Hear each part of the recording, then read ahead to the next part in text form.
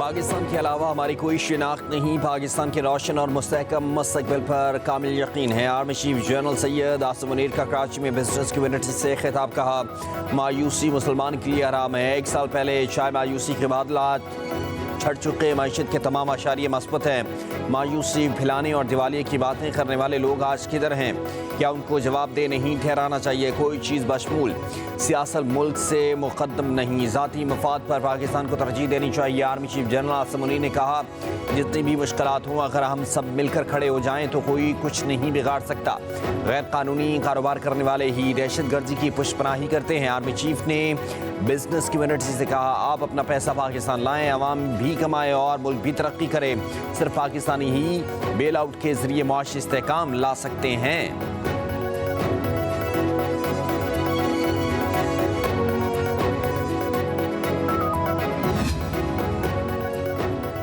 Army chief general Syed Asim Munir کا دفاعی نمائش آئیڈیاز 2024 کا دورہ۔ کراچی آمد پر corps commander lieutenant general Babar Iftikhar نے سپہ سالار کا استقبال کیا۔ آرمی چیف نے دوست ممالک کے دفاعی مینوفیکچررز کی شرکت کو سراہا۔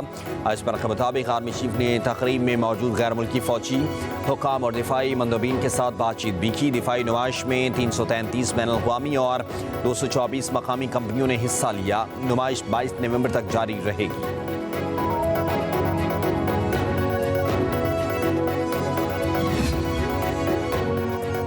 آرائی توڑ پھوڑ، جلاؤ گراؤ اور کار سرکار میں مداخلت کا الزام۔ بانی پی ٹی آئی کی راولپنڈی تھانہ نیو ٹاؤن میں درج مقدمے میں گرفتاری ڈال دی گئی۔ بانی پی ٹی آئی کے خلاف دہشت گردی سمیت دیگر دفعات کے تحت مقدمہ درج ہیں۔ آج بانی پی ٹی آئی کا ریمانڈ حاصل کیا جائے گا۔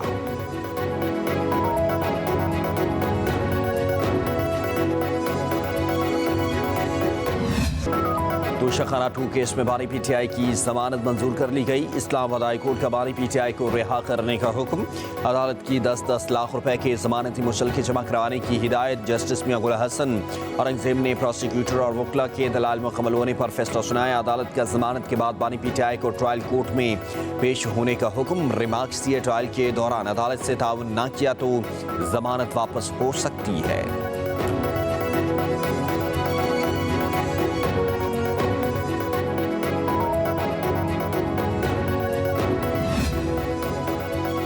پچھلی حکومت توشہ خانہ کی تفصیلات نہیں بتاتی تھی، ہم پوچھتے تھے تو توشہ خانہ کی تفصیلات چھپائی جاتی تھیں۔ توشہ خانہ 2 کیس میں جسٹس میاں گل حسن اورنگزیب کے ریمارکس، کہا ہائی کورٹ میں سابق حکومت کا موقف تھا تو توشہ خانہ کا کسی کو پتہ نہیں ہونا چاہیے۔ ایف آئی اے پروسیکیوٹر نے کہا کہ عدالت جو بھی فیصلہ کرے لیکن میڈیا میں پہلے سے ہے کہ ضمانت ہو جائے گی۔ جسٹس میاں گل حسن اورنگزیب نے ریمارکس دیے کہ کیا میں صحافیوں کو گمراہ کمرہ عدالت سے نکال دوں؟ اگر میڈیا یا سنسنی نہیں پھیلائے گا تو ان کا کاروبار کیسے چلے گا؟ عدالت نے استفسار کیا جولری سیٹ کا تخمینہ کیسے لگایا گیا؟ چالان میں رسید بشرا بی بی کی ہے یا بانی پی ٹی آئی کی؟ اسلام آباد پولیس نے کیا مقدمہ بنایا؟ بیرسٹر سلمان صفدر نے کہا چالان میں رسید پر بشرا بی بی کا نام ہے۔ جسٹس میاں گل حسن اورنگزیب نے پوچھا بانی پی ٹی آئی کو کیسے فائدہ ہوا؟ ایف آئی اے کے تفتیشی افسر نے بتایا جب بیوی کو فائدہ ملا تو شوہر کا بھی فائدہ ہوا۔ جسٹس میاں گل حسن اورنگزیب نے جواب دیا میری بیوی کی چیزیں میری نہیں ہیں، ہم پتہ نہیں کس دنیا میں ہیں۔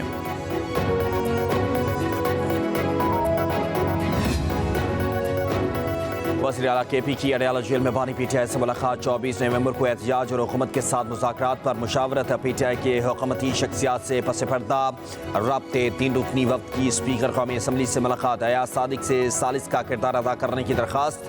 مذاکرات کے لیے اعلیٰ سطح کی پارلیمانی کمیٹی کی بھی تجویز دے دی۔ اسپیکر ایاز صادق نے کہا کہ آپ پہلے اپنی قیادت سے اجازت لے لیں، ہم پارلیمنٹ کے فورم سے بات چیت پر تیار ہیں۔ وزیر اعلیٰ علی یمین گنڈاپور نے بھی پارٹی کے سینئر رہنماؤں کو ایپیکس کمیٹی کے فیصلوں سے آگاہ کیا۔ احتجاج اور اسٹیبلشمنٹ سے مذاکرات کے بارے میں بھی اعتماد میں لیا۔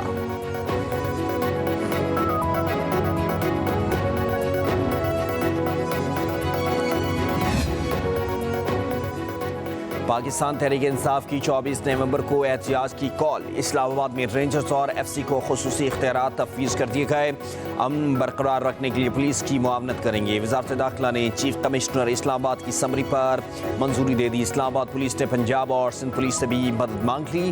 پنجاب پولیس سے 2 DIG 10 TPOs اسلام آباد میں فرائض سر انجام دیں گے۔ احتجاج روکنے کے لیے اسلام آباد کے مختلف علاقوں میں کنٹینرز پہنچا دیے گئے۔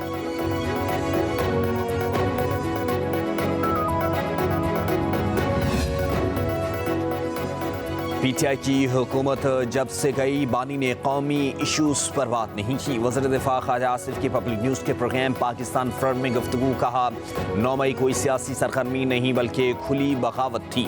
پی ٹی آئی والے دوبارہ 9 مئی کرنا چاہتے ہیں۔ 80 کی دہائی میں افغانستان کے معاملے میں ہمارے فیصلے بہت عبرتناک رہے، کہا خیبر پختونخوا حکومت دہشت گردی سے نمٹنے کے لیے اپنے آپ کو تیار نہیں کر رہی۔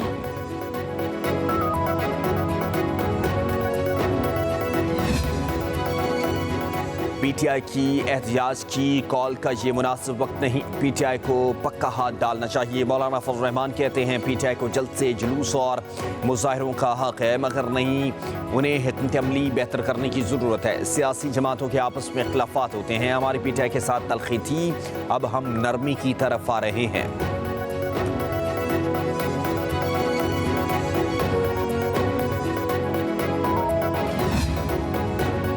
شیر افضل مرود نے اپنی ہی صوبائی حکومت کو آڑے ہاتھوں میں لے لیا۔ ایبٹ آباد میں کارکنان سے خطاب کرتے ہوئے کہا ماضی کے غلط فیصلوں پر ڈٹے رہنا جاہلوں کی نشانی ہوتی ہے۔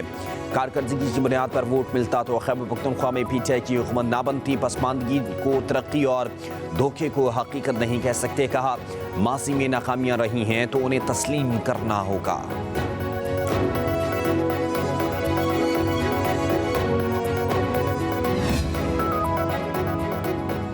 بانی پی ٹی آئی کے خلاف جھوٹے کیسز کی سچائی سامنے آ رہی ہے۔ کسی کیس کے فیصلے کے بعد ججز کو خطوط لکھنے پڑتے ہیں۔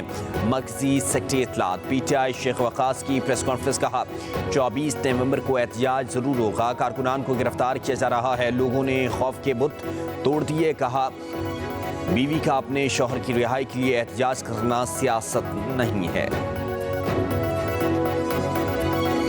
اس کا احتجاج زمان پاک اور بنی گالا کی لڑائی ہے، یہ گھر میں بھاوج اور نند کی لڑائی ہے، یہ گھر کا فساد جہاد بنا دیا۔ آپ کو رہا حکومت نے کرنا ہے، آپ کو رہا کسی ادارے نے کرنا ہے۔ یہ کس قسم کا ایٹیٹیوڈ ہے کہ اگر آپ نے مجھے رہا نہ کیا تو گنڈا پور صاحب یلغار کرتے ہوئے، حملہ کرتے ہوئے خیبر پختونخوا سے پنجاب پر حملہ کریں۔ ملک اس وقت احتجاج کا متحمل نہیں ہو سکتا۔ آپ نے احتجاج کرنا ہے، دھرنا دینا ہے تو اپنے صوبے میں دیں۔ یہ احتجاج نند اور بھاؤج کی لڑائی ہے۔ پنجاب کی سینئر وزیر مریم اورنگزیب کی لاہور میں پریس کانفرنس، کہا معاشی ترقی کو سبوتاژ کرنے کی کوشش کی جا رہی ہے۔ 2014 میں ایک شخص ڈی چوک پر حملہ آور ہوا، ترقی کا عمل روکا گیا، سابق پی ٹی ایم حکومت نے ملک کو دیوالیہ ہونے سے بچایا۔ 80 کروڑ روپیہ لگا ہے پچھلے لانگ مارچ کے اندر جو امین گنڈا پور خیبر پختونخوا سے اسلام آباد لے کے گیا تھا۔ ہر M P A M N A کو 2 اور 4 لاکھ روپیہ دیا جا رہا ہے۔ کیسے بھائی بتائیں نا، یہ کس کے باپ کا پیسہ ہے؟ ان کو سب سے پہلے عدالتیں آ جاتی ہیں بچانے کے لیے۔ 24 نومبر کو ہم وہی کریں گے جو دہشت گردوں کے خلاف کرتے ہیں۔ ان کے پاس پلان اے بی سی ہے تو ریاست کے پاس پوری اے بی سی ہے۔ پنجاب کی وزیر اطلاعات اسما بخاری نے کہا کہ علی امین گنڈا پور جو ریلی اسلام آباد لائے اس پر 81 کروڑ روپے لگے۔ M P As M N As کو فساد برپا کرنے کے لیے 4 لاکھ روپے دیے جا رہے ہیں۔ دھرنوں اور احتجاج کے لیے پیسہ کہاں سے آ رہا ہے؟ یہ پیسہ عوام پر لگنا چاہیے جو احتجاج پر لگایا جا رہا ہے۔ صوبے کے پیسے آپ کے باپ کے نہیں، کسی کی محبت میں اتنا آگے نہ نکل جائیں کہ بربادی نظر آئے۔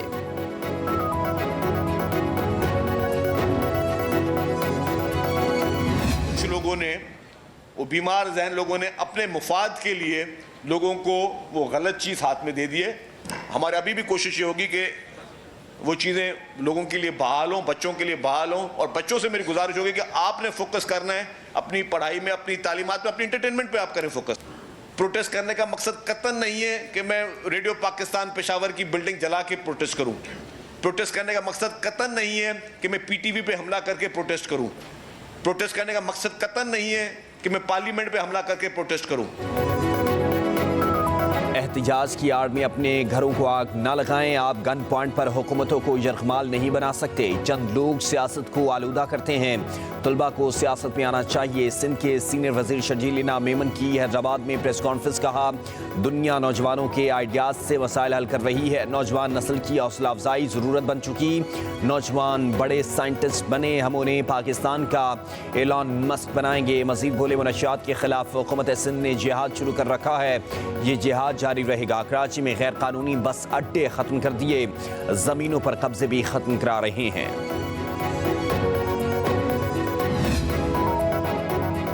Chairman Peoples Party Bilawal Bhutto کے وفاقی حکومت سے تحفظات. حکومت کے ساتھ معاملات اٹھانے کے لیے کمیٹی تشکیل دے دی. کمیٹی میں راجہ پرویز اشرف، نوید قمر، شیری رحمان، وزیر اعلیٰ سندھ مراد علی شاہ، وزیر اعلیٰ بلوچستان میر سرفراز بگٹی، مخدوم احمد محمود، گورنر پنجاب سردار سلیم حیدر، گورنر خیبر پختونخوا فیصل کریم کنڈی شامل ہیں. جبکہ کمیٹی رابطوں کے بعد رپورٹ پارٹی کی سینٹرل ایگزیکٹو کمیٹی کے اجلاس میں پیش کی جائے گی. وزیر اعلیٰ پنجاب مریم نواز سے وزیر اعلیٰ بلوچستان میر سرفراز بگٹی نے ملاقات کی. ملکی مجموعی سیاسی صورتحال میں دلچسپی کے امور اور بین الصوبائی ہم آہنگی کے فروغ پر تبادلہ خیال. مریم نواز نے کہا کہ دہشت گرد بلوچستان کی ترقی پر اثر انداز ہونا چاہتے ہیں. بلوچستان کی ترقی دراصل پاکستان کی ترقی ہے.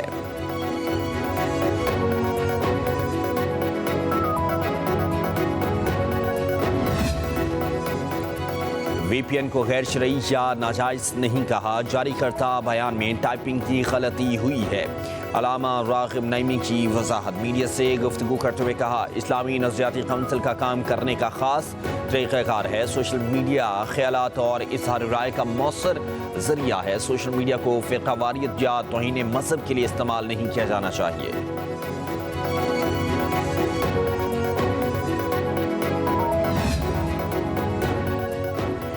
وزیر داخلہ محسن نقوی سے سعودی عرب کے نائب وزیر داخلہ ڈاکٹر ناصر بن عبدالعزیز کی ملاقات. پیراملٹری فورسز اور پولیس کے باہمی تبادلوں اور مشترکہ ٹریننگ کے امور پر تبادلہ خیال. دونوں ممالک کا قیدیوں کے تبادلے کے معاہدے پر عمل درآمد پر اتفاق. محسن نقوی کی اسلام آباد اور ریاض کو جڑواں شہر قرار دینے کی تجویز. کہا سعودی عرب جانے والے بھکاریوں کے خلاف زیرو ٹالرنس پالیسی اپنائی ہے. نائب وزیر داخلہ سعودی عرب نے کہا کہ پاکستان کے ساتھ انتہائی قریبی تعلقات ہیں. مزید فروغ دینا چاہتے ہیں.